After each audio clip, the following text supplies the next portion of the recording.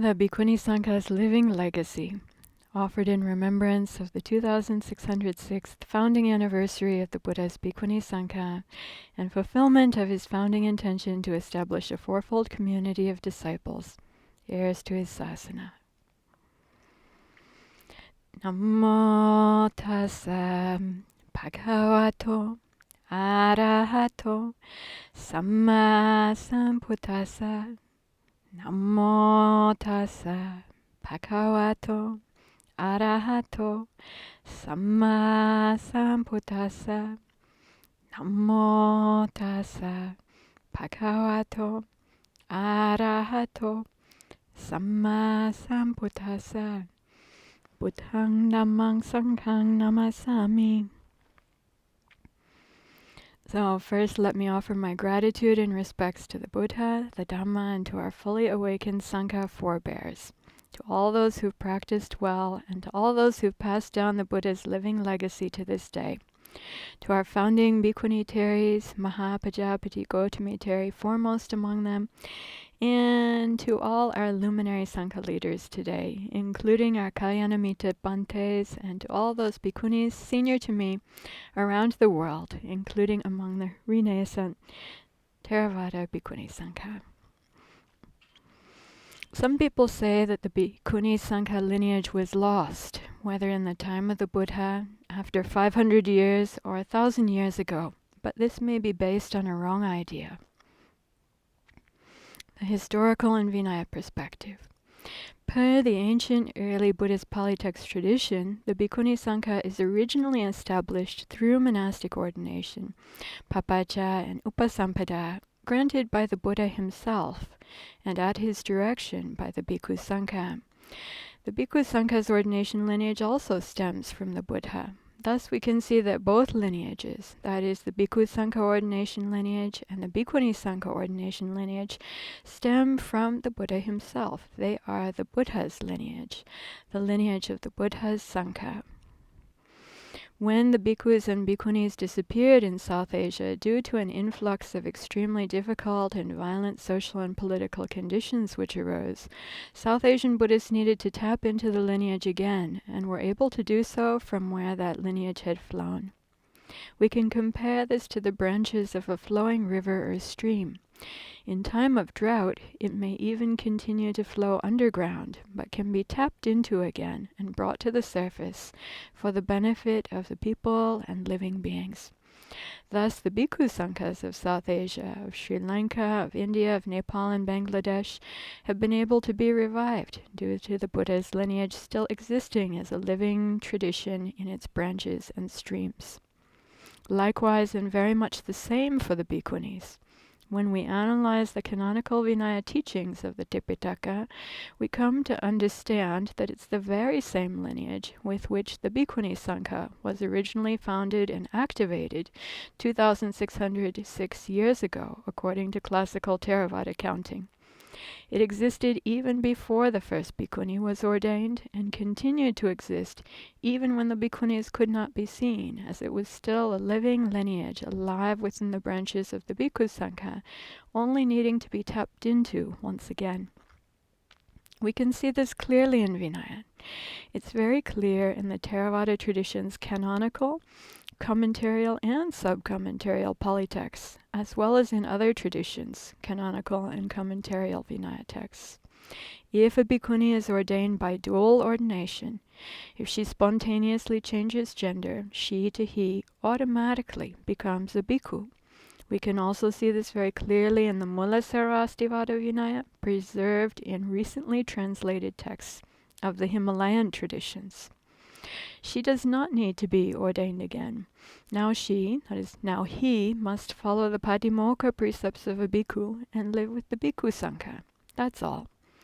Likewise, if a bhikkhu changes sex, he automatically becomes a member of the Bhikkhunī Sangha, with the bhikkhuni Pātimokkha precepts, and he, now she, should live with the Bhikkhunī Sangha.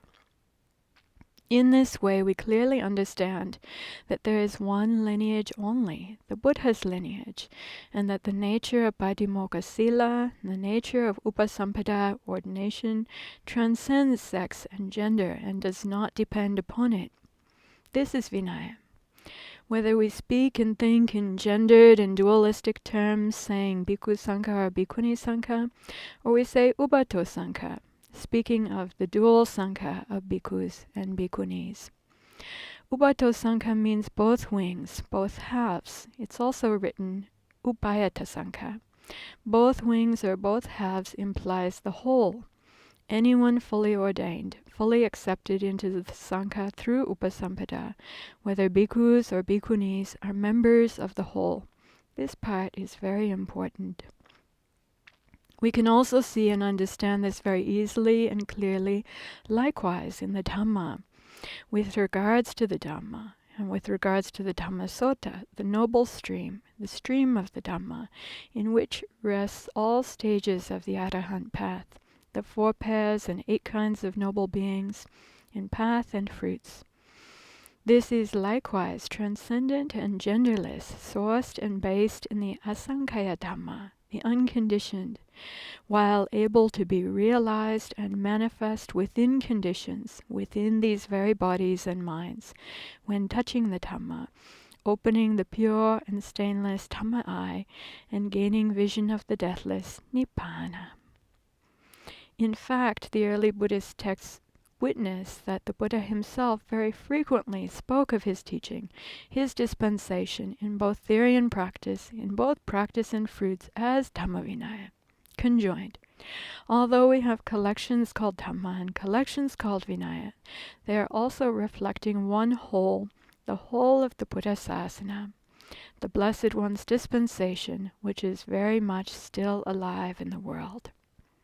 However we speak of it, whether as Ubato, dual Sangha, the monastic Sangha of bhikkhus and bhikkhunīs, as the monastic and householder 4-fold Sangha of noble disciples, also called the 8 kinds of noble beings who have realized the path and fruits, or as the manifold Sangha, replete with all its great diversity of paramis and virtuous and excellent qualities, ananta gunasampanna. We should speak inclusively, holistically, and progressively. The path is progressive, nyaya patipanno, leading inwards, leading onwards, to be experienced for themselves by the wise, for those who would be wise. Esa bhagavato, sāvaka sankho. These are the Blessed One's disciples. Such ones are worthy of salutations, worthy of gifts, worthy of offerings, an incomparable field of merit for the world. Anuttarang punyaketang lokasati. So this is the end of my brief presentation, but not the end of the Bhikkhunī Sangha's living legacy and the living legacy of the Buddha.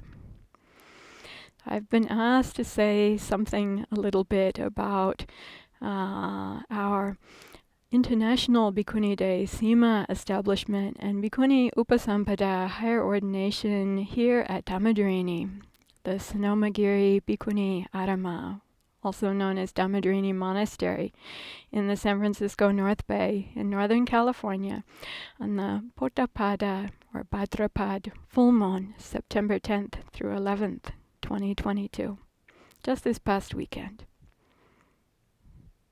Sima inauguration. The Dhammadharīni Padha Sima, named Apulasala Sima, the thorn removed, was established by the Bhikkhunī Sangha, led by myself, Tathālokā, with Venerable Sobhana Therī as senior Kamawācācārini, Venerable Pramawara Bhikkhuni as assisting Kamawācācārini at Dhammadharīni Sonomagiri Bhikkhuni Arama, commonly known as Dhammadharīni Monastery, again, on the September full moon 2606th Bhikkhunī Sangha founding anniversary. The establishing Bhikkhunī Sangha quorum also included the Bhikkhunīs Venerable Nyanika, Venerable Ahimsa, Venerable Metta-jivi, Venerable Kachayana, and Venerable Saddha. Some photos of the Sima inauguration are Bhikkhunī Sangha here in Northern California. So the Sima was established with a 6-stone outer ring made of Dakota ledgestone, with the stones 2/3 buried in the granite Sima court. The first stone was an entry dedication stone to the east. The second and third stones to the southeast and southwest. The western stone sits behind the Buddha, and the fifth and sixth stones were at the northwest and northeast. This is the outer ring of the Sima. The dedication of the Sima entry stone. Sammake sawake pasa etang buddhanavandanam. Seeing the Sangha in harmony. This is homage to the Buddhas. The Buddha speaking to Gautami, Mahapajapati Gautami Terigata, also in the Theravada. So the inner ring of the Sima, also Dakota ledge stone, 2/3 buried in the granite Sima court. The first and second stones are to the southeast and southwest. Then the western stone, directly behind the Buddha, is another dedication stone. And stones 4 and 5 to the northwest and northeast. So Pada Sima is a bound or tied off Sima. So then we made a circle coming back and closing off the ring. The dedication of the western Sima stone behind the Buddha. Dosa Gingpana Metahiyam Nipapenti Narutamam Mohaking pana panyahya yayang nipetakamini. Applying loving kindness, the exalted among humankind, extinguish the fires of hatred. Applying wise discernment, they go on to penetrate the truths and extinguish the fires of delusion. The words of the Buddha from the Iti Uddaka.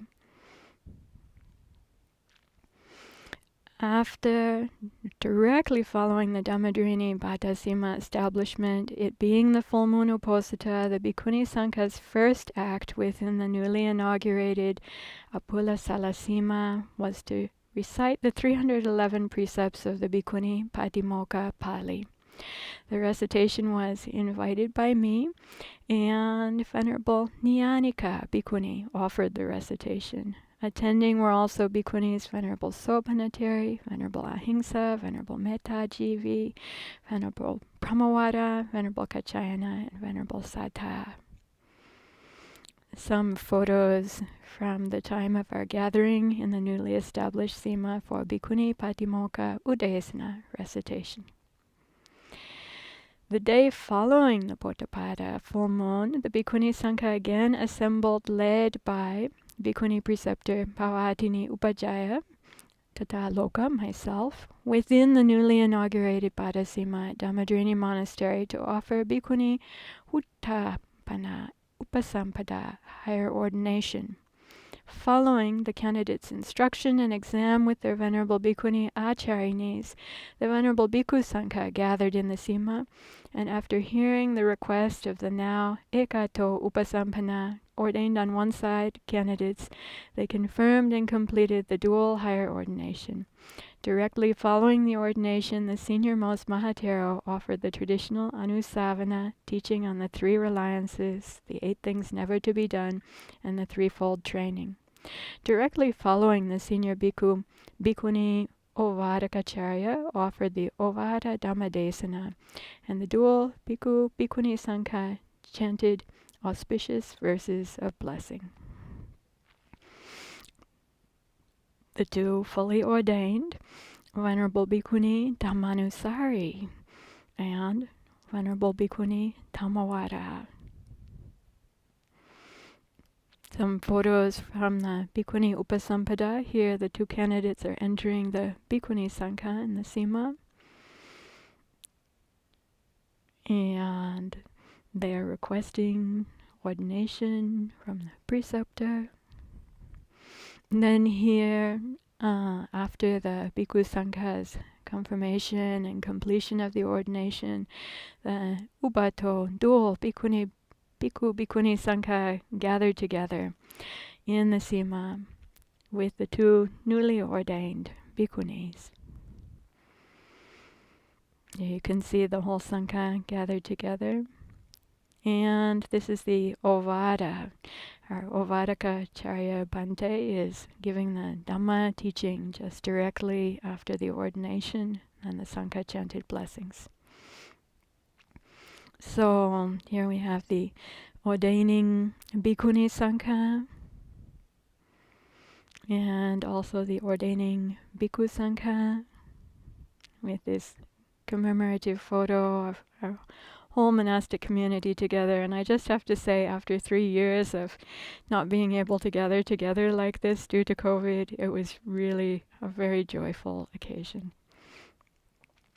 I'd like to also offer a special note of appreciation with regards to the renascent Khmer Cambodian branch of the Theravada Bhikkhunī Sangha.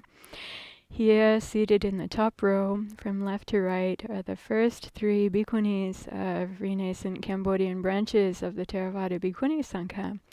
The viewer's upper left just ordained this last weekend in our Sima here, Venerable Tamanusari Bhikkhuni, formerly known as Seminary Sattajivi, received Upasampadā on September 11, 2022, in our new Sima. So she's now the 3rd Cambodian heritage bhikkhuni in the world. In the center, Venerable Mettajivi Bhikkhuni, who received Upasampadā in 2018 in Sri Lanka, and in the viewer's upper right, Venerable Saddha Bhikkhuni, who received Upasampadā last year, 2021, in North Carolina. Seated below, Seminary Jutindra, also of Cambodian heritage, who received Papaja in January 2021 at Anenja Vihara in the Bavarian Alps.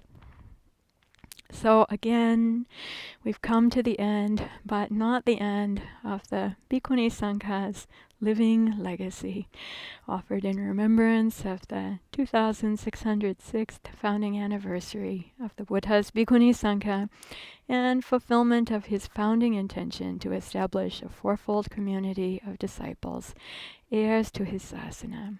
Namo Buddhaya, Namo Ratanataya.